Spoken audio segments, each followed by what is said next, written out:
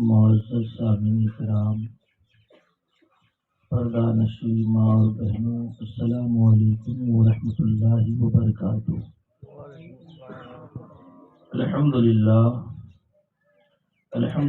رب العالمین والعاقبۃ للمتقین، والصلاة والسلام علی سید المرسلین وعلی آلہ واصحابہ اجمعین، اما بعد فاعوذ باللہ من الشیطان الرجیم، بسم اللہ الرحمن الرحیم۔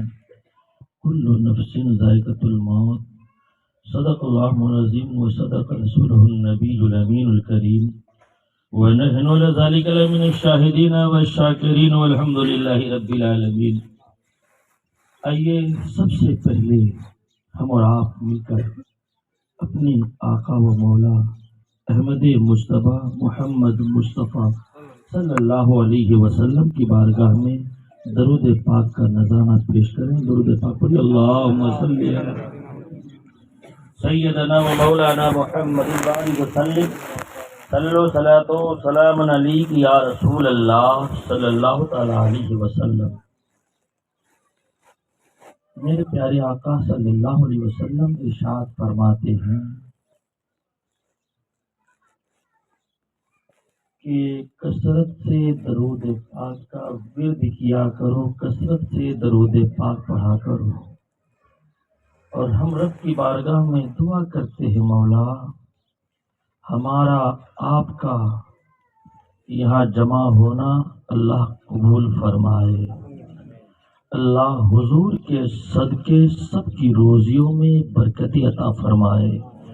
میرے دوستو، جہاں حضور کا ذکر ہوتا ہے وہاں تو رحمت کے فرشتوں کا نزول ہوتا ہے، اور جو حضور کا ذکر کرتا ہے یا جو حضور کے ذکر کو محبت کے ساتھ سنتا ہے تو رب فرماتا ہے کہ سنو، جو میرے یا میرے محبوب کا ذکر کرے اور اس کے ذکر کو محبت کے ساتھ سنے تو اے میرے محبوب، جو تیرا ذکر محبت کے ساتھ سنے یا جو تیرا ذکر محبت کے ساتھ کرے، میں قیامت کے دن میں اس کے اعمال بد کو نہیں دیکھوں گا۔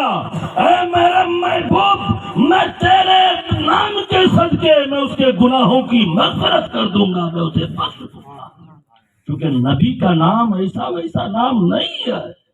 جس کے لیے ساری کائنات کو خدا نے بنایا ہے وہ ہمارے نبی کی ذات ہے۔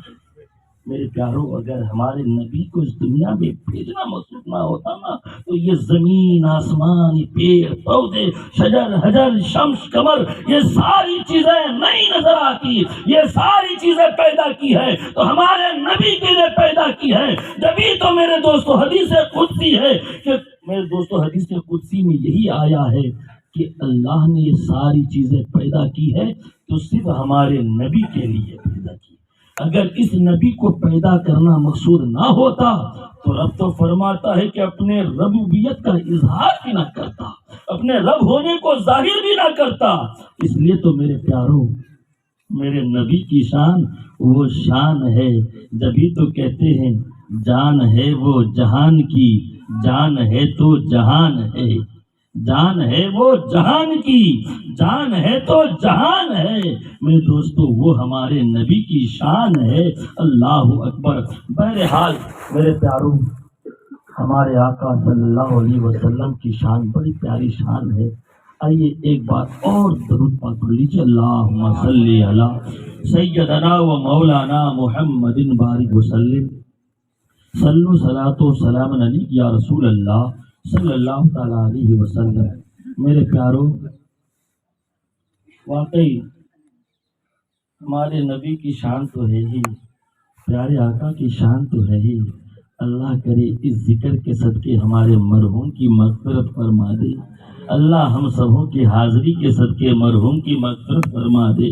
اس لیے کہ میرے دوستو، جب بندہ ہے نا، کوئی بھی انسان، کسی کا انتقال ہو جاتا ہے، اگر 5-6 انسان اس کی تعریف کرتا ہے اور جب تعریف کرتا ہے تو رب کہتا ہے او میرے فرشتوں، ہاں وہ بندہ ہوگا، گنہگار ہوگا، لیکن دیکھو اس کی دوسرے لوگ تو تعریف کر رہے ہیں نا، دوسرے لوگ ان کی تعریف کر رہے ہیں، جا ان کی تعریف کرنے کی وجہ سے میں ان کی گناہ کو معاف کر دیتا ہوں۔ تو کہنے کا مطلب یہ ہے کہ اللہ تو بہانہ تلاش کرتا ہے، اللہ بہانہ تلاش کرتا ہے۔ میرے دوستو، ہمارے نبی تو یہاں فرماتے ہیں کہ سنو، اگر قبرستان میں جانا ہو تو قبرستان جانا، اور جانے کے بعد 3 مرتبہ میرے پیارے نبی پر درود پاک پڑھنا، اور پھر اس کا ثواب مرحومین کو بخشنا۔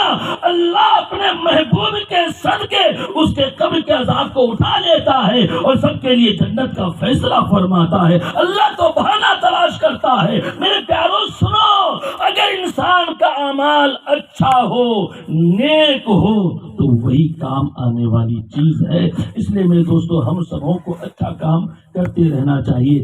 آپ نے تو تقریریں بہت سنی ہے، بیان بہت سنا ہے، لیکن میرے دوستو چاہتے ہیں کہ تھوڑی دیر ہم کچھ کام کی باتیں کریں تو اور اچھی بات ہے۔ میرے پیاروں، واقعی آپ دیکھ لیجئے ہمارے نبی کی زندگی کیسی زندگی تھی، ہمارے نبی کی سیرت کیا سیرت تھی۔ آج ہمارے گھر میں کیا ماحول چل رہا ہے، آج ہمارے ہاں کیا ہو رہا ہے۔ میرے پیاروں، میرے آقا کی زندگی کو اٹھا کر کے دیکھیں تو میرے آقا سے کسی نے پوچھا، یا رسول اللہ ایک بات بتائیے کہ سب سے اچھا انسان کون ہے، سب سے اچھا انسان کون ہے؟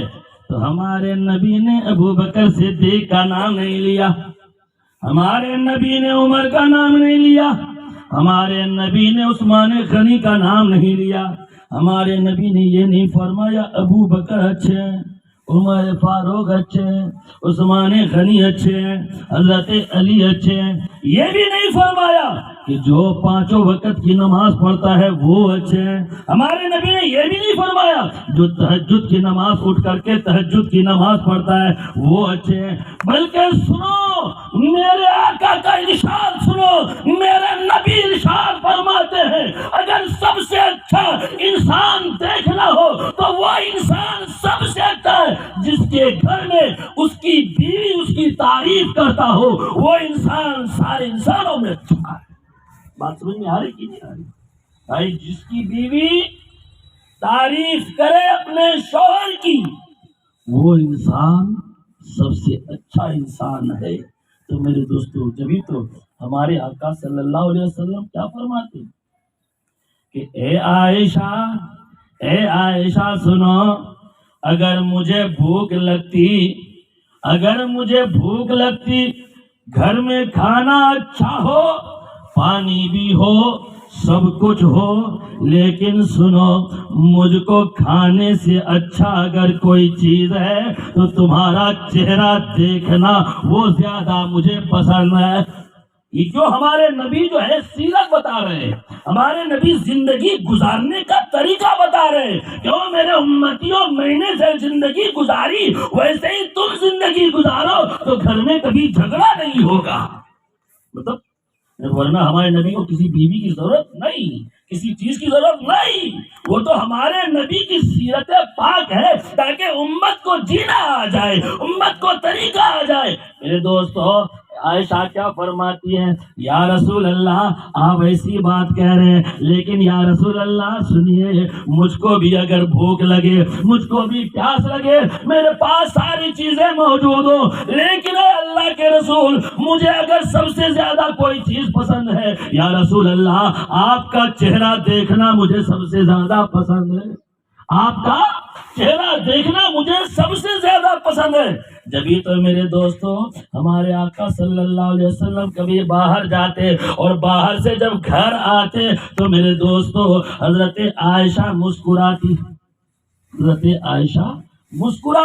اور جب حضرت عائشہ مسکراتی تو میرے دوستو ہمارے نبی سلام کرتے، اور سلام کرنے کے بعد خیریت پوچھتے، اور کبھی کبھی حضرت عائشہ کرتی ہے یا رسول اللہ مجھے بھوک لگے یا کچھ بھی پریشانی ہو، میں کسی تکلیف میں رہوں، لیکن یا رسول اللہ جب آپ باہر سے آتے ہیں، آپ جب مسکراتے ہیں، آپ کے چہرے کی مسکراہٹ کو دیکھ کر میری بھوک بھی مٹ جاتی ہے، میری پیاس بھی مٹ جاتی ہے۔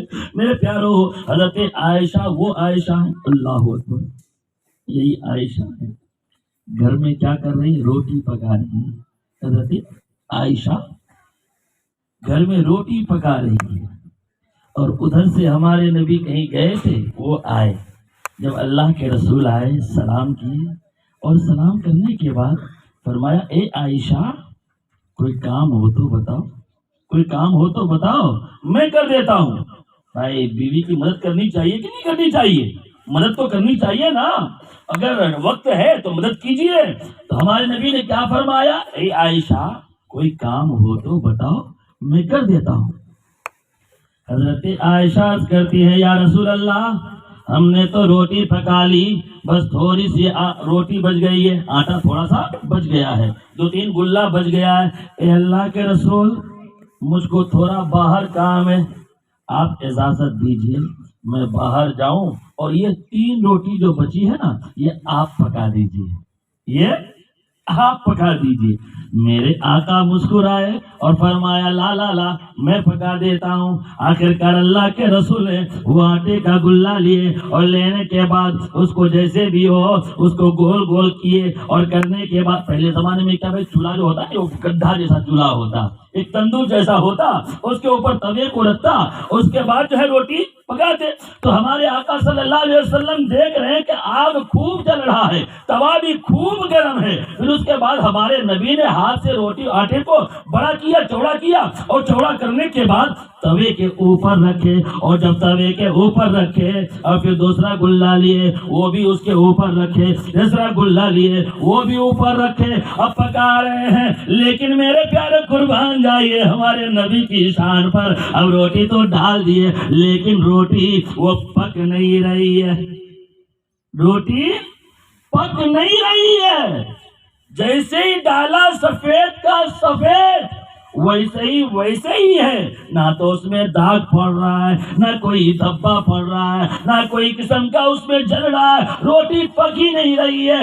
بہت دیر تک ہمارے نبی پکاتے رہے لیکن روٹی نہیں پکی، اور جب روٹی نہیں پکی تو کرے تو کیا کرے؟ اتنے میں حضرت عائشہ آ گئی، ان کی بیوی جو تھی حضرت عائشہ آ گئی، اور جب عائشہ آئی تو عائشہ کیا دیکھ رہی ہے؟ اللہ کے رسول ابھی تک روٹی پکائے نہیں، توے کے اوپر رکھا ہے لیکن روٹی پکی نہیں، اے اللہ کے رسول کیا ہو روٹی پکی نہیں؟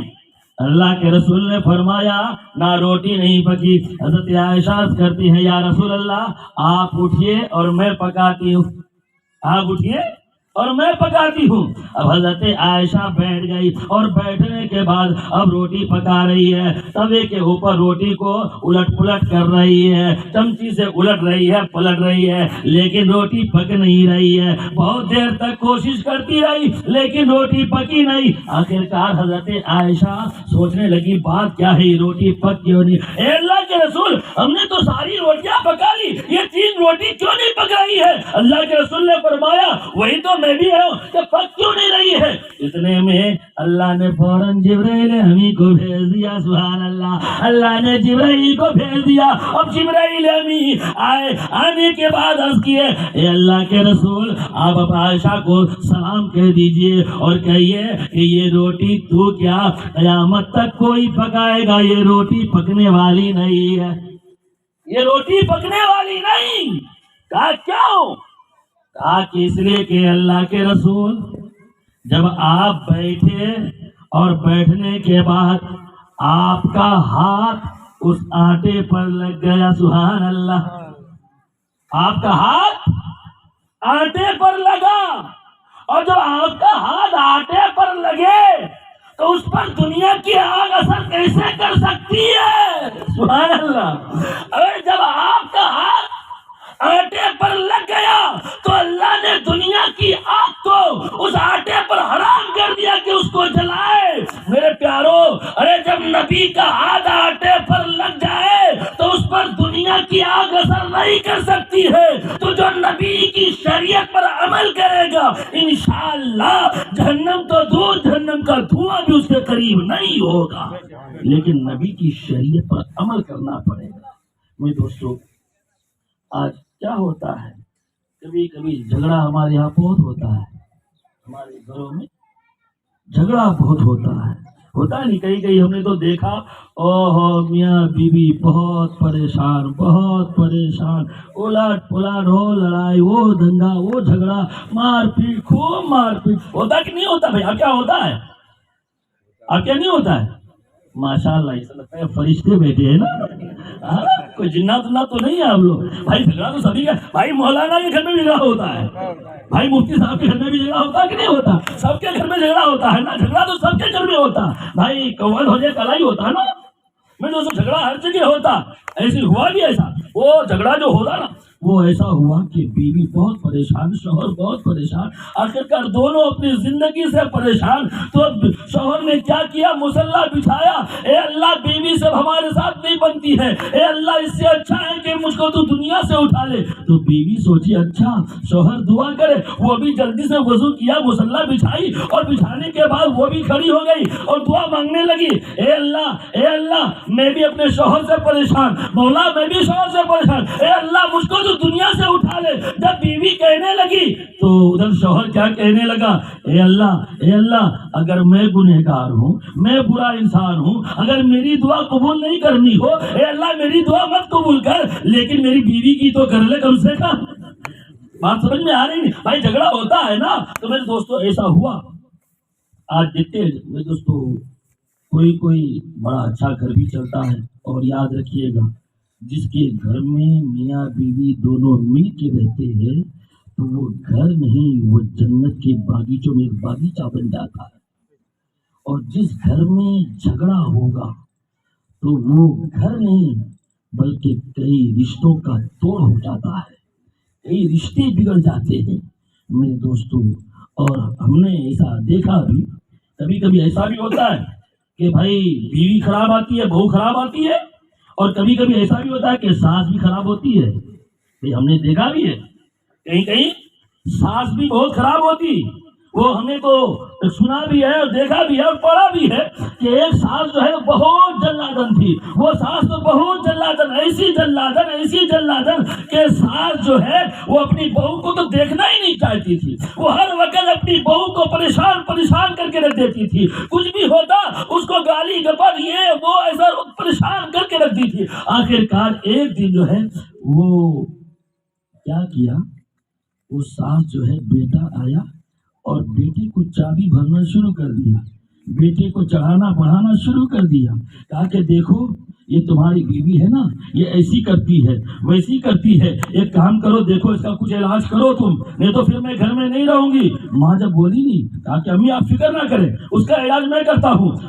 اس کے بعد جو اس کا بیٹا لاٹھی لیا اور بیوی کو مارنا شروع کر دیا۔ بھائی کرتا کہ نہیں کرتا؟ کوئی ظالم شوہر ہوتا تو ایسا کرنا شروع کر دیتا ہے، اپنی بیوی کو مارنا شروع کر دیا۔ وہ بیچاری جو تھی وہ شریف گھرانے سے تعلق رکھتی تھی، وہ اچھے گھر کی تھی، وہ بیچاری وہ صبر کرتی تھی، لیکن جب پانی سر سے اوپر ہو گیا تو آخرکار وہ عورت لڑکی جو ہے اپنے میکے گئی اور جا کر کے اپنے باپ سے کہنے لگا، ابا اب ظلم سہا نہیں جاتا، ابا برداشت نہیں ہوتا ہے، ابا اس لیے کہ میری ساس جو ہے بڑی جلادن ہے، ابا جان وہ آپ کے داماد کو بھی اتنا چڑھاتی ہے ایسا کرتی ہے کہ ابا آپ کا داماد مجھ کو بہت مارتا ہے، ابا جان اب میں کیسے اس کے گھر میں رہوں۔ لیکن میرے دوستو وہ شریف گھرانہ تھا، وہ ہمارے گھر کی طرح نہیں۔ ہمارے گھر میں اگر لڑکی ناراض ہو کر کے آ جائے تو باپ کیا کہتا ہے،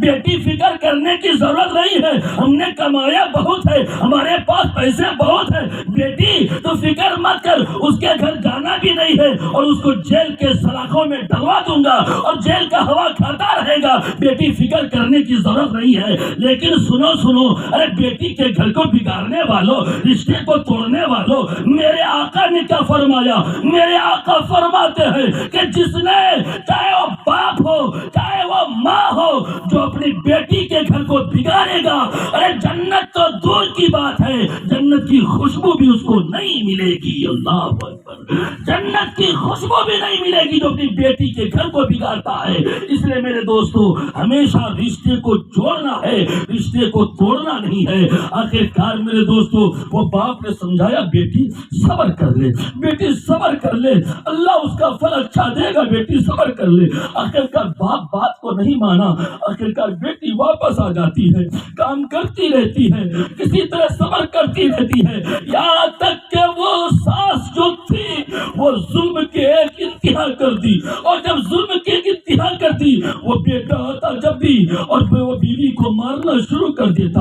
آخرکار وہ پریشان ہو گئی، اور جب پریشان ہو گئی تو پھر کرے تو کیا کرے؟ آخرکار سوچی کہ جیسے بھی ہو اب اس کے لیے کوئی دوسرا انتظام کرنا پڑے گا۔ وہ لڑکی کو معلوم تھا کہ میرے باپ کا جو دوست ہے اس کو چچا کر کے کہتی تھی، وہ جو دوست تھا وہ حکیم تھا، اور ایسا ویسا حکیم نہیں، یاد رکھیے گا جو آدھا مولوی ہوگا وہ ایمان کا خطرہ بنے گا، جو آدھا مولوی ہوگا وہ ایمان کا خطرہ بنے گا، اور جو آدھا حکیم ہوگا وہ جان کا خطرہ بنے گا۔ بات سمجھ رہی کہ نہیں سمجھ رہی؟ بھائی یہ بتائیے کہ غوث اعظم عبد القادر جیلانی، بھائی یہ ہمارے نبی نے بشارت دی اس کے بارے میں، اور ان کے کاندھے پر ہمارے نبی کے قدم کا نقش موجود تھا جب پیدا ہوئی۔ تو وہ سچے ہیں کہ آج کے لوگ سچے ہیں؟ ارے وہ سچے ہیں۔ خواجہ غریب نواز کی شان وہ ہے کہ خواجہ غریب نواز ہندوستان آئے نہیں ہے، رسول اللہ نے بھیجا ہے ہندوستان میں، ورنہ سنو کہیں بھی بھیج سکتے تھے رسول اللہ، لیکن میرے نبی فرماتے ہیں کہ مجھ کو پورب کی طرف سے علم کی خوشبو آتی ہے، ایمان کی خوشبو آتی ہے، اس لیے ہمارے نبی نے خواجہ غریب نواز کو ہندوستان بھیجا، اور جب ہندوستان خواجہ غریب نواز آئے تو وہ سچے ہیں کہ آج کے لوگ سچے ہیں؟ یہ بتاؤ میرے دوستو، آج لوگوں کو بھڑکایا جاتا ہے، لوگوں کے ایمان کو خراب کیا جاتا ہے۔ ہم تو پورے دعوے کے ساتھ کہتے ہیں کہ سنو ہمارا غوث بھی سچا تھا، ہمارا خواجہ غریب نواز بھی سچا ہے، ہمارا میرا سید علی سرکار بھی سچا ہے، ہمارا شاہ عالم سچا ہے، قطب عالم سچا ہے، حاجی پیر سچے ہیں، بلکہ آج کا لوگ غلط ہو سکتا ہے، وہ لوگ غلط نہیں ہو سکتے۔ بھائی ہے کہ نہیں ہے؟ بھائی وہ لوگ سچے ہیں اور وہ آج کے نہیں ہے، غوث اعظم آج کے نہیں ہے، خواجہ غریب نواز 800-900 سال کے ہیں، اور خواجہ غریب نواز کی مزار کے پاس دیکھیں گے بھائی اکبر بادشاہ کا مسجد بنا ہوگا، آپ وہاں میرا اوپر جائیں گے وہاں بھی اکبر بادشاہ کا کچھ بنا ہوگا، کہیں گیٹ بنا ہوا ہے، تو کہنے کا مطلب اورنگزیب بادشاہ وہ بھی اہل سنت والجماعت تھے۔ بادشاہ جتنے بھی گزرے ہیں کوئی بھی ایسا ویسا بادشاہ ادھر ادھر والا نہیں گزرا، سب اہل سنت والجماعت ہے، چاہے اورنگزیب بادشاہ ہو یا ہمایوں بادشاہ ہو یا پھر ظفر علی بادشاہ ہو، چاہے جو بھی بادشاہ گزرا ہے سارے کے سارے اہل سنت والجماعت ہیں، سارے بادشاہ ولیوں کے ماننے والے ہیں۔ اور یہی خواجہ غریب نواز جب مدینے سے چلے تھے تو میرے دوستو آپ کو معلوم ہوگا آج ہمیں مزار پہ جانے سے روکا جاتا ہے، آج ہمیں مزار سے روکا جاتا ہے، لیکن یہی خواجہ غریب نواز ہے جس کو رسول اللہ نے بھیجا ہے، کسی اور نے نہیں بھیجا ہے۔ لیکن جب خواجہ غریب نواز ہندوستان آ رہے تھے تو آنے سے پہلے لاہور میں حضرت داتا علی ہجوری کے روضے پر گئے ہیں، اور جا کر کے 40 دن کا چلہ کرتے ہیں، پھر اس کے بعد ہندوستان آئے ہیں۔ تو خواجہ غریب نواز سچے ہیں یا آج کے لوگ سچے ہیں؟ بات سوچنے والی ہے، ایمان والی بات ہے۔ یہی وجہ ہے کہ آج مسلمان تباہ و برباد نظر آ رہا ہے، آج ہمارا ایمان ڈگمگا گیا ہے، آج ہمارا ایمان خراب ہو گیا ہے، اس لیے آج ہمیں ہر طرف سے ٹھوکریں پہنچ رہی ہے، آج ہم پر جو ظلم و ستم ہو رہا ہے یہی وجہ ہے۔ میرے پیارو، اولیاء کرام سچے ہیں اور سچے رہیں گے، اور قیامت تک ان کا نام روشن رہے گا۔ کیوں؟ اس لیے کہ اللہ نے خود قرآن پاک میں فرمایا الا ان اولیاء اللہ لا خوف علیہم ولا هم يحزنون، جو اللہ کے ولی ہیں نہ انہیں دنیا کا خوف ہے اور نہ آخرت کا خوف ہے۔ بھائی یاد رکھیے گا، کبھی بھی جس کو بھٹکنا ہوتا ہے وہ اولیاء کرام سے بھٹکے گا، دھیرے دھیرے نبی کی شریعت سے بھٹکے گا۔ ایمان ہمیشہ مضبوط رکھیے تو میرے دوستو دنیا بھی آپ کے قدم کو چومے گی، اور انشاءاللہ میرے دوستو گنہگار ہو سکتے ہیں، برا ہو سکتے ہیں۔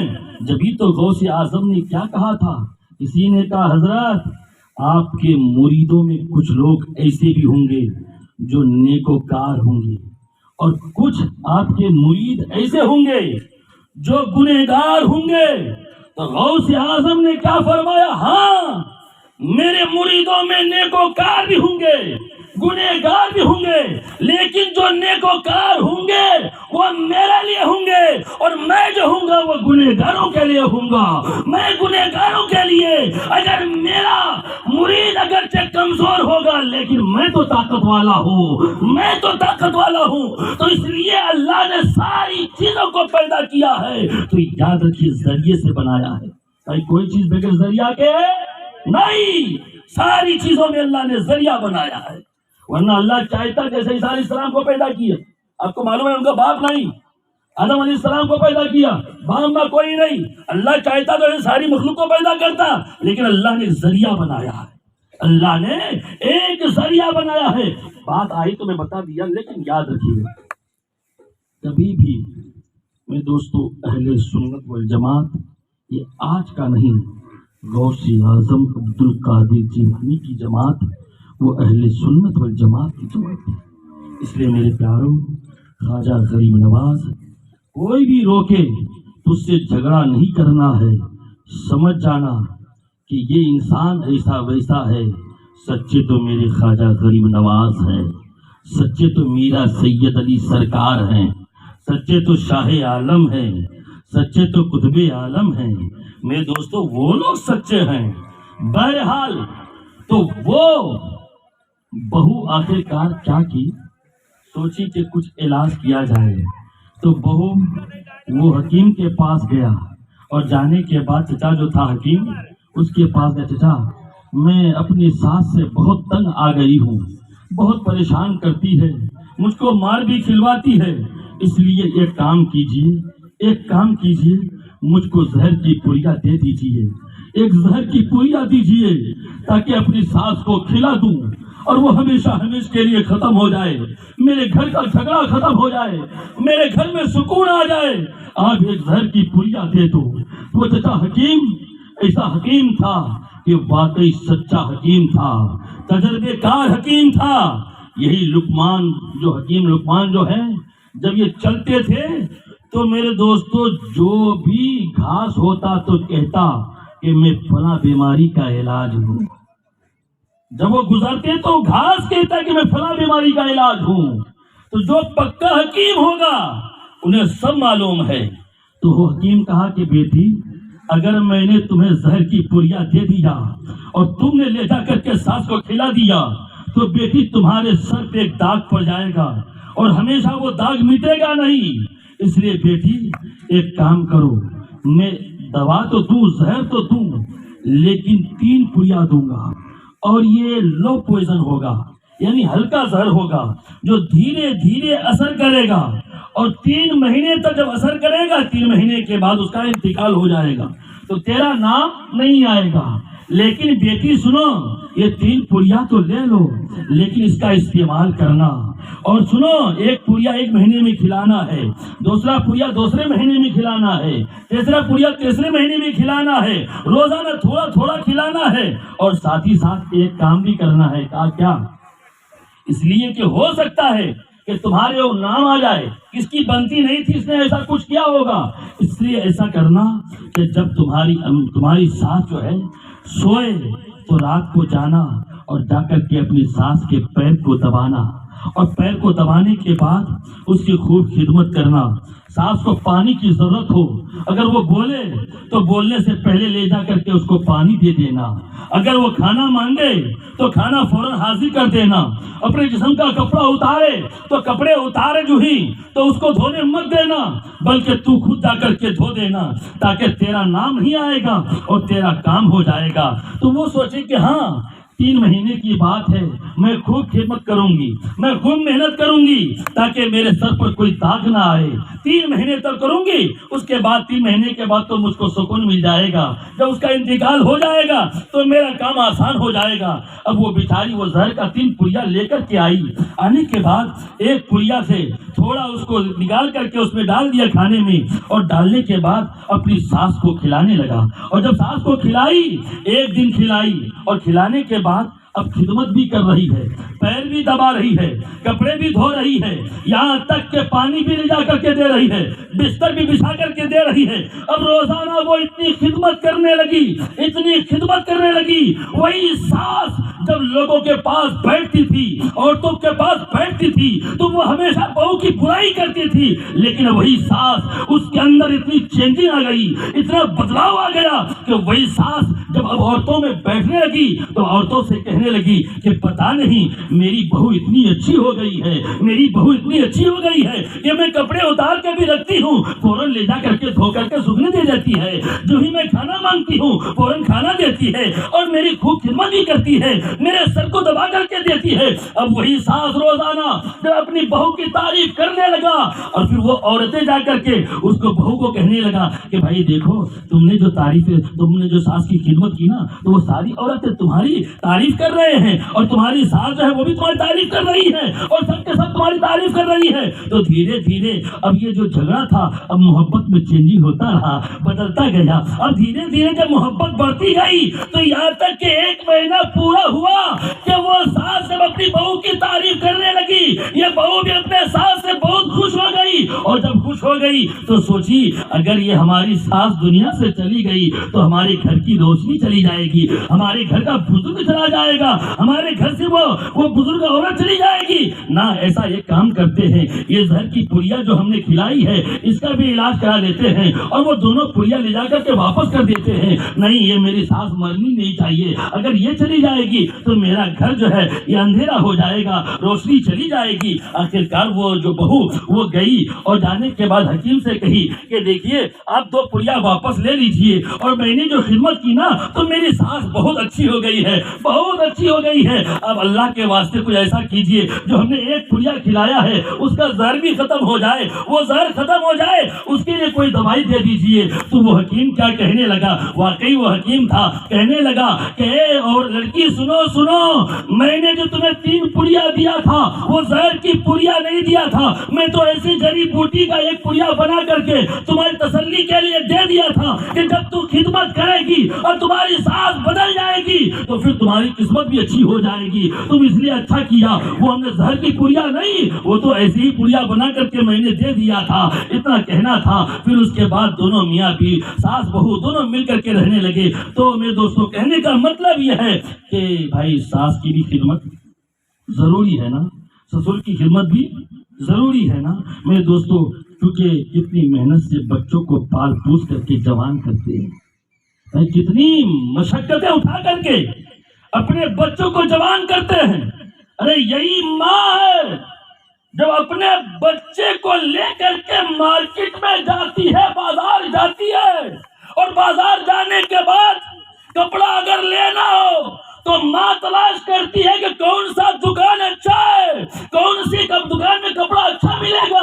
ایک دکان میں ماں جاتی ہے، بیٹے کو پہناتی ہے، اڑاتی ہے، دکھاتی ہے، لیکن پھر اس کے بعد ماں کہتی ہے نہ بیٹا یہ کپڑا تمہارے بدن میں اچھا نہیں لگے گا، چلو بیٹا دوسری دکان میں چلتی ہو۔ دوسری دکان میں لے کر کے ماں جاتی ہے، وہاں پر بھی جانے کے بعد 4-5 دکان تلاش کرنے کے بعد جب ایک کپڑا بدن میں اچھا لگتا، ہاں بیٹا یہ کپڑا تمہارے لیے بہت اچھا رہے گا، بیٹا تم کو بہت اچھا لگے گا، تمہارے بدن پر جمے گا، بیٹا یہ کپڑا لے لو۔ کہنے کا مطلب یہ ہے کہ وہ پیسے کو نہیں دیکھتی ہے، وہ بیٹے کو اچھا ہونے کو دیکھتی ہے کہ میرے بیٹے کو اچھا لگے گا کہ نہیں لگے گا۔ ارے وہی بیٹا جب شادی کر لیتا ہے، جب جوان ہو جاتا ہے، شادی کر لیتا ہے، اس کے بیوی بچے ہو جاتے ہیں، ارے وہی بیٹا جب بازار جاتا ہے اور بازار جانے کے بعد جب فروٹ وغیرہ خریدتا ہے، کوئی اچھی چیز خریدتا ہے یا کھانے کے سامان خریدتا ہے، اور خریدنے کے بعد جب گھر لاتا ہے تو وہ اپنی ماں سے چھپاتا ہے، چپکے سے لے جا کر کے بیوی کو دیتا ہے، چپکے سے لے کر بچے کو دیتا ہے، تو اس وقت ماں کے دل پر کیا گزرتی ہے کہ ارے میں نے تو اس بچے کے لیے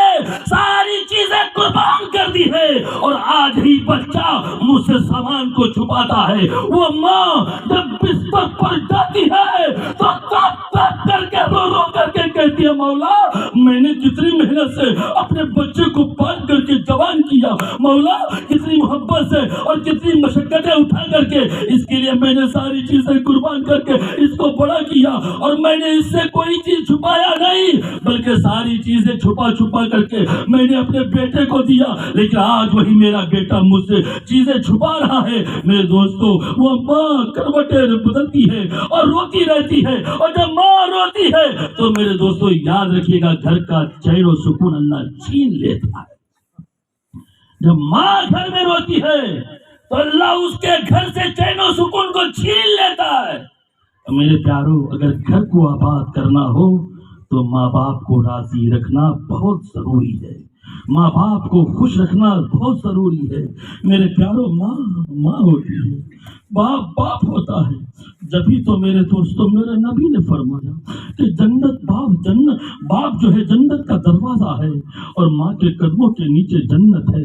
اگر جنت میں جانا ہو تو دروازہ سے ہو کر کے جانا پڑے گا, تو پہلے دروازے کو بھی راضی رکھو اور پھر ماں کو بھی راضی رکھو. اگر گھر میں باپ ناراض ہو, اگر گھر میں ماں ناراض ہو, اور پھر اس کے بعد چاہے لاکھ عبادت پہ عبادت کرو, لاکھ دوسرے کو خوش رکھا کرو, لاکھ مولانا کو خوش رکھا کرو, لاکھ لوگوں کی خدمت کیا کرو, لیکن یاد رکھنا گھر میں ماں ناراض ہو, باپ ناراض ہو تو ساری عبادتیں ساری چیزیں اس کے منہ پر مار دیا جائے گا. اس لیے کہ اللہ عز و جل نے جنت رکھی تو ماں کے قدموں میں رکھی ہے, جنت رکھی ہے تو باپ کے دروازے کو جنت بنایا ہے. تو کہنے کا مطلب یہ ہے بھائی انشاءاللہ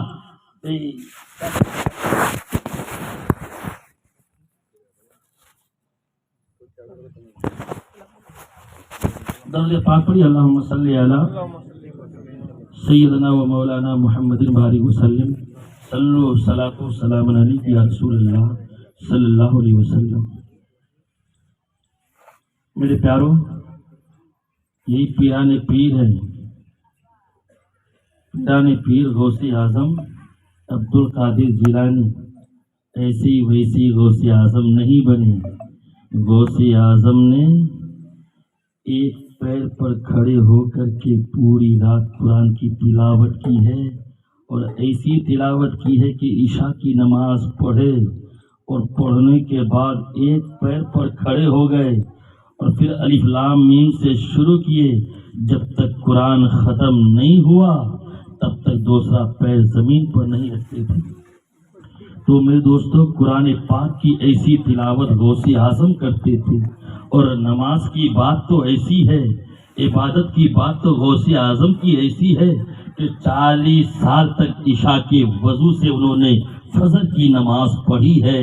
تو عبادت بھی کیسی کی ہوگی, ہم سے تو ایک رات بھی عشاء کے وضو سے فجر کی نماز نہیں پڑھی جاتی ہے, اور وہ ایک دن دو دن نہیں 40 سال تک عشاء کے وضو سے انہوں نے فجر کی نماز پڑھی ہے. اور سنو یہی غوث اعظم ہے, جبھی تو اللہ نے ان کو وہ طاقت عطا کی ہے کہ اے عبد القادر کچھ بھی بول, زبان تمہاری ہوگی کرنا تو میرا ہوگا. یعنی اللہ کا اتنا محبوب بندہ تھا پیران پیر کہ یہ بولتے تھے, زبان ان کی ہوتی تھی لیکن کرنا تو خدا کا ہوتا تھا.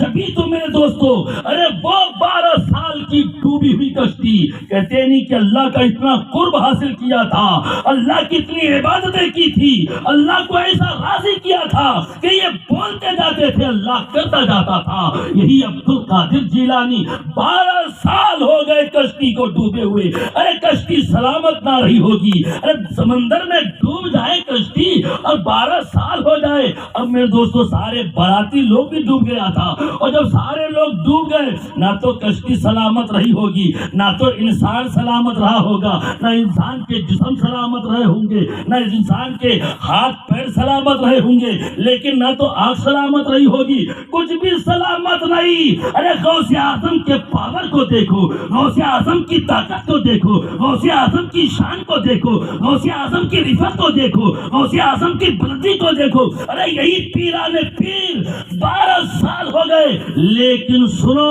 ایک عورت بیٹھ کر کے رو رہی تھی اور یہی کہہ رہی تھی کہ اللہ اے اللہ میرا بیٹا، میرا ایک ہی بیٹا تھا، دریا میں ڈوب گیا۔ دولہا بنا کر کے بھیجی تھی وہ، لیکن دریا میں طوفان آیا اور وہ سارے باراتی بھی ڈوب گیا اور وہ دولہے میاں بھی ڈوب گیا، سب کے سب ڈوب گیا۔ اب وہ بیٹا اکیلا بیٹا تھا، اکلوتا بیٹا تھا۔ وہ عورت آ کر کے روتی رہتی تھی۔ وہ عورت کو رونا جب غوث اعظم نے دیکھا، پوچھا مائی کیوں رو رہی ہے؟ کہا کہ دیکھیے نا بابا، یہاں پر میرا بیٹا دولہا بن کر کے ادھر جا رہا تھا، لیکن سارے کے سارا باراتی اور میرا لڑکا بھی ڈوب گیا۔ اتنا کہنا تھا، غوث اعظم نے اس عورت کی آنکھوں کے آنسو کو برداشت نہ کیے۔ غوث اعظم عبد القادر جیلانی نے اس دریا کی طرف ایک نظر جلال ڈالی اور کہا کہ اے سمندر اخرجوا من البحر یا ایھا الناس اخرجوا من البحر، اے لوگو دریا سے باہر نکل آؤ۔ غوث اعظم کہہ رہے ہیں اے لوگو 12 سال ہو گئے ڈوبے ہوئے، 12 سال ہو گئے ڈوبے ہوئے، لیکن غوث اعظم کہہ رہے اے لوگو دریا سے باہر نکل آؤ، دریا سے باہر نکل آؤ۔ میرے دوستو 12 سال میں تو کچھ سلامت رہا ہی نہیں ہوگا، ہے نا؟ 12 سال میں جسم کا کوئی حصہ تو سلامت رہا ہی نہیں ہوگا، مرے تو مرے، کچھ بھی سلامت نہیں۔ پتہ نہیں مچھلی کھائی ہوگی اور مچھلی کو پھر انسان نے کھایا ہوگا اور پھر کیسے کیسے ختم ہو گیا ہوگا۔ لیکن سنو غوث اعظم کی شان کیا ہے کہ یہی غوث اعظم کہتے یا ایھا الناس اخرجوا من البحر، اے لوگو دریا سے باہر نکل آؤ۔ غوث اعظم کا فرمانا تھا۔ ارے وہ کشتی دھیرے دھیرے اوپر آ رہی ہے، جو 12 سال پہلے ڈوبی تھی وہ کشتی باہر آ رہی ہے، اور جو ڈوبے تھے سارے لوگ وہ بھی کشتی پر سوار ہیں، ان کے کپڑے بھی سلامت ہیں، ان کی آنکھیں بھی سلامت ہیں، اس کے جسم کے اعضاء بھی سلامت ہیں، ساری چیزیں سلامت۔ اور پھر باہر نکل آیا، اور باہر نکلنے کے بعد دھیرے دھیرے کنارے آتا گیا، کنارے آتا گیا، کنارے آتا گیا، اور جب کنارے آ گیا اور جب کشتی سے اترنے کے بعد سب کے سب غوث اعظم کے قدموں پہ گر گئے، اور جب گرے وہ دولہا جو تھا وہ غوث اعظم کے قدموں پہ گرا، اور گرنے کے بعد غوث اعظم نے فرمایا چلو پڑھو کلمہ لا الہ الا اللہ محمد رسول اللہ، اور جو ہی وہ کلمہ پڑھا تو غوث اعظم نے ایک ایسی نظر اس پہ ڈالی کہ اسے اس کے وقت کا ولی بنا دیا، اسے ولی بنا دیا۔ آج بھی تاریخ اسے کبیر الدین دریائی دولہا کے نام سے مشہور ہے، دنیا جانتی ہے اس کا نام کیا ہے، کبیر الدین دریائی دولہا۔ 12 سال پہلے ڈوبا تھا، اس لیے تو کہ نگاہ ولی میں وہ تاثیر دیکھی، ارے بدلتی ہزاروں کی تقدیر دیکھی، بدلتی ہزاروں کی تقدیر دیکھی۔ اور واہ کیا مرتبہ اے غوث ہے بالا تیرا، ارے اونچے اونچوں کے سروں سے ہے قدم آلہ تیرا، اونچے اونچوں کے سروں سے ہے قدم آلہ تیرا۔ اور جو ولی قبل ہوئے یا بعد ہوئے یا ہوں گے، ارے سب ادب رکھتے ہیں آقا تیرا، سب ادب رکھتے ہیں آقا تیرا۔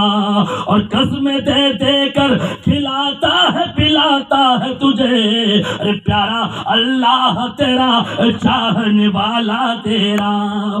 واقعی غوث اعظم کی شان وہ شان ہے جو 12 سال ڈوبے ہوئے لوگوں کو زندہ کر کے واپس، تو کہنے کا مطلب یہ ہے کہ غوث اعظم نے اتنا قرب حاصل کیا تھا خدا کا کہ رب فرماتا ہے عبد القادر جیلانی تو صرف بولتا جا، تمہاری زبان سے نکلتا جائے گا، ارے زبان تمہاری ہوگی، کرنا تو خود پروردگار کا ہوگا، پروردگار کا کرنا ہوگا، لیکن زبان عبد القادر کی۔ تو میرے دوستو وہ سچے ہیں، کون وہ سچا ہے؟ یہی خواجہ غریب نواز نے ایک گائے کی مورتی آتی ہے نا، وہ مورتی کے پاس گئے، دیکھا کہ بھائی کوئی کچھ لا رہا ہے، کوئی پانی لا رہا ہے، لیکن وہ تو پی تو نہیں رہا ہے۔ خواجہ غریب نواز نے فرمایا کیا کر رہے ہیں؟ تاکہ یہ میری گائے ہے، اس سے دودھ ہو، تاکہ یہ دودھ تو نہیں دیتی، اچھا لیکن سنو، اگر میں کہوں گا تو یہ گائے دودھ بھی دینا شروع کر دے گی. سبحان اللہ. ارے غوث اعظم، یہ خواجہ غریب نواز، یہ سب سچا ہے. خواجہ غریب نواز نے اس گائے کو حکم دیا، لیکن سنو، زبان خواجہ غریب نواز کی کرنا تو خدا کا ہے نا، کرنا خدا کا ہے. اور پھر خواجہ غریب نواز نے بالٹی لیا، دودھ دھونا شروع کیے، دھوتے گئے یہاں تک کہ پوری بالٹی بھر جاتی ہے. تو وہ لوگ سچے ہیں. لیکن میرے پیارو، کبھی بھی ایمان کو خراب نہیں کرنا ہے. ہمیشہ ہم یہی کہتے ہیں، ہم گنہگار تو ہو سکتے ہیں، بدکار ہو سکتے ہیں، برے ہو سکتے ہیں، لیکن کبھی ہم نبی کا غدار نہیں ہو سکتے ہیں، کبھی ہم ولی کا غدار نہیں ہو سکتے ہیں. اس لیے میرے دوستوں، ولیوں سے سچی محبت کرنا، غوث اعظم سے سچی محبت کرنا، نبیوں سے سچی محبت کرنا. ہم اگر مرید بھی ہوتے ہیں تو کسی ایک پیر سے ہوتے ہیں. بھائی مرید ہوتے ہیں تو کسی ایک پیر سے ہوتے ہیں، لیکن ہم کسی دوسرے پیر کی کھچائی نہیں کرتے، ہم سب کا ادب کرتے ہیں. بھائی سب کا ادب کرتے ہیں، چاہے وہ پیر کیسا بھی، لیکن ادب سب کا کرتے ہیں. کیوں؟ یہ ہمارے نبی نے مزاج دیا. کیوں کہ عیسیٰ علیہ السلام اور انبیاء کرام جتنے بھی دنیا میں آئے، بھائی کوئی ایسا نبی ہے جو ہم لوگ اس کی برائی کریں گے؟ نہیں کر سکتے. کسی نبی کی برائی، ہم تو امتی ہے پیارے آقا کا، ہم امتی ہے پیارے مصطفیٰ کا، لیکن سنو، ہم کسی نبی کی برائی نہیں کر سکتے. ہم کسی نبی کی بھی برائی کریں گے تو بھی ایمان سے نکل جائیں گے. ہمارے نبی نے فرمایا کہ سنو، امتی میرا، لیکن ادب کرنا ہے سب کا، ادب کرنا ہے سب کا. ایسے ہی امتی ایک نبی کے اور ادب کرتے ہیں ہم سارے نبیوں کے. ایسے ہی مرید ہوتے ہیں ایک ولی کا، ایک بزرگ کا، لیکن ادب کرتے ہیں سارے بزرگ کا. ہم کسی کی توہین نہیں کرتے، ہم کسی کی برائی نہیں کرتے. نہ میرے دوستو، ہاں اگر کوئی کچھ بولے تو پھر اس کو جواب بھی دینا پڑتا ہے. بہرحال اللہ ہم سبوں کے ایمان کو سلامت رکھے، ہم لوگوں کے حوصلے کو سلامت رکھے، اللہ ہم سبوں کے جذبے کو سلامت رکھے، اللہ ہم سبوں کو عبادت کرنے کی توفیق عطا فرمائے. میرے دوستو، غوث اعظم نے کبھی نماز نہیں چھوڑی ہے، خواجہ غریب نواز نے کبھی نماز نہیں چھوڑی ہے، چاہے میرا سید علی سرکار ہو کبھی نماز نہیں چھوڑی ہے، شاہ عالم نے کبھی نماز نہیں چھوڑی ہے، قطب الدین بختیار کاکی نے کبھی نماز نہیں چھوڑی ہے. ارے کسی بزرگ نے نماز نہیں چھوڑی ہے تو ہم ان کے چاہنے والے ہیں. اللہ ہم سب کو بھی نمازی بنا دے، اللہ ہمارے بچوں کو نمازی بنا دے، اللہ ہمارے جوانوں کو نمازی بنا دے، اللہ ہمارے بیوی بچوں کو سب کو نمازی بنا دے. اللہ ہم سب کو نماز پڑھنے کی توفیق عطا فرما. سلام کے لیے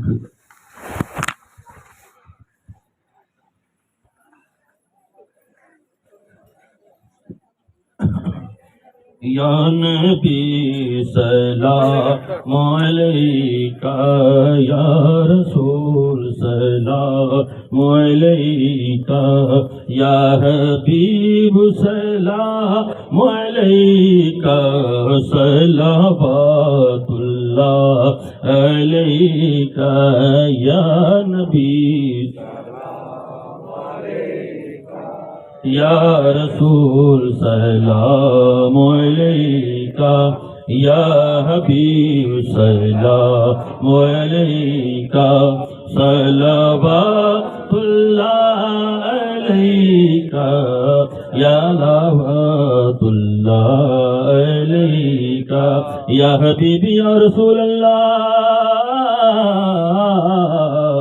آپ کا تشریف لانا وقت بھی کتنا سہانا، جگمگا اٹھا زمانہ، پورے گاتی تھی ترانہ. یا نبی سلام علیکہ، یا رسول سلام علیکہ، یا حبیب سلام علیکہ، صلوات اللہ علیکہ. یا حبیبی یا رسول اللہ، جاگنی کے وقت آنا، چہرے انور دیکھا نہ، کلمہ طیب پڑھانا، اپنی کملی میں چھپانا، یا نبی سلام علیکہ، یا رسول سلام علیکہ، یا حبیب سلام علیکہ، صلوات الصلاة والسلام عليك يا رسول الله، الصلاة والسلام عليك يا حبيب الله، الصلاة والسلام عليك يا نبي الله، الصلاة والسلام عليك يا نورا من نور الله.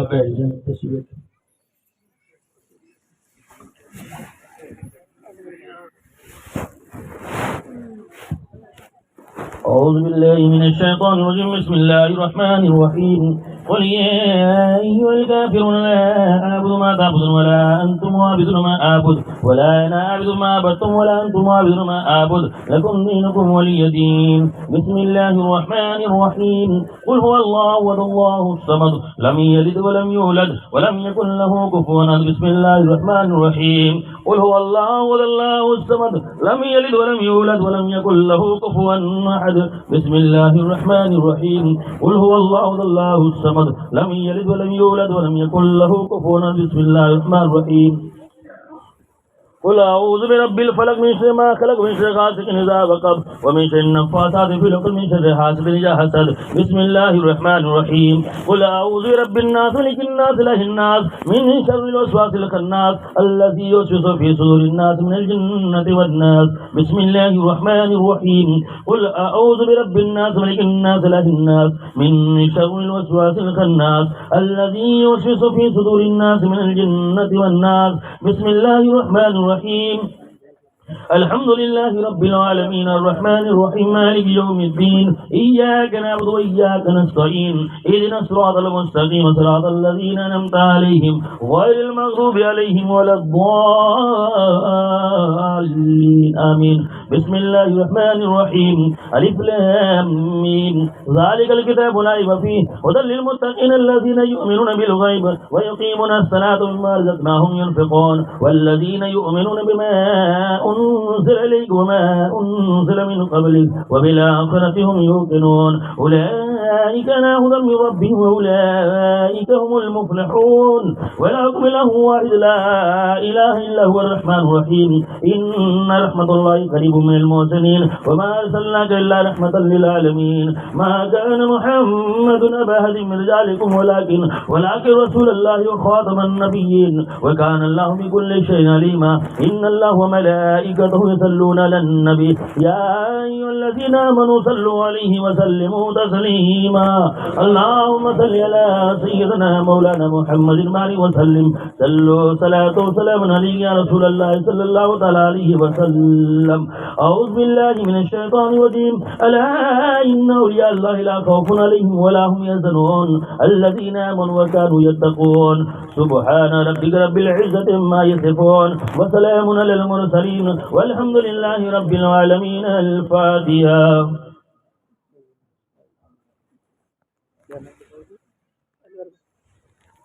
اے پروردگار بار الہ رب العالمین، یا اللہ عز و جل، اس محفل پاک میں جو کچھ بھی بیان کیا گیا، ذکر و اذکار کیا گیا، قرآن پاک کی تلاوت کی گئی، مولا اس میں کسی قسم کی کوئی غلطی ہو گئی ہو تو اپنے حبیب صلی اللہ علیہ وسلم کے صدقے معاف فرما. مولا اس کا ثواب، فاتحہ نظر و نیاز کا ثواب سب سے پہلے پیارے آقا کی بارگاہ میں پیش کرتے ہیں، مولا قبول فرما. اس کے بعد کم بیش 1,24,000 انبیاء کرام کی بارگاہ میں پیش کرتے ہیں، مولا قبول فرما. صحابہ کرام، تابعین، تبع تابعین، ائمہ مجتہدین، شہیدان کرب و بلا کی بارگاہ میں پیش کرتے ہیں، مولا قبول فرما. امام حسین کی بارگاہ میں پیش کرتے ہیں، مولا قبول فرما. 72 شہیدوں کی بارگاہ میں پیش کرتے ہیں، مولا قبول فرما. پیران پیر غوث اعظم عبد القادر جیلانی کی بارگاہ میں پیش کرتے ہیں، مولا قبول فرما. خواجہ غریب نواز معین الدین چشتی کی بارگاہ میں پیش کرتے ہیں، مولا قبول فرما۔ میرا سید علی سرکار کی بارگاہ میں پیش کرتے ہیں، مولا قبول فرما۔ تمام بزرگان دین کی بارگاہ میں پیش کرتے ہیں، مولا قبول فرما۔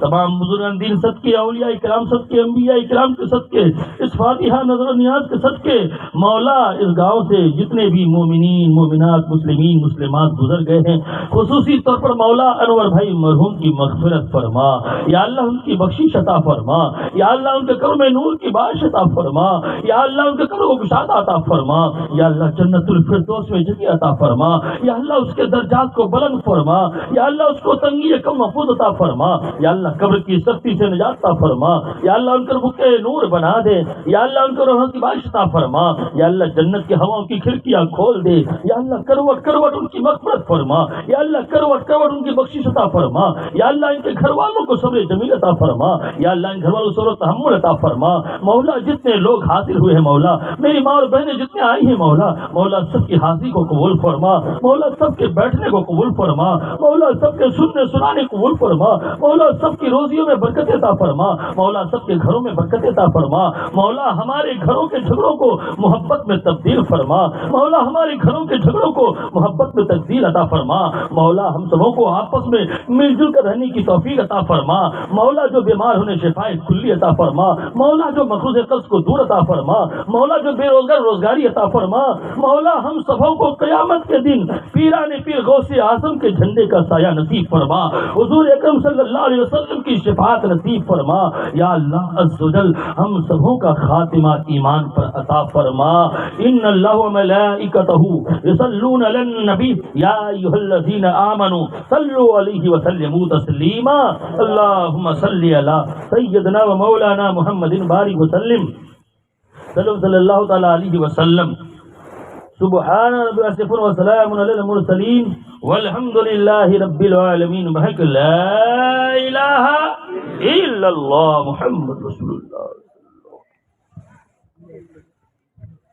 سب لوگ نیاز کر کے جائیں گے، نیاز کا انتظام ہے، سب لوگ نیاز کر کے جائیں گے۔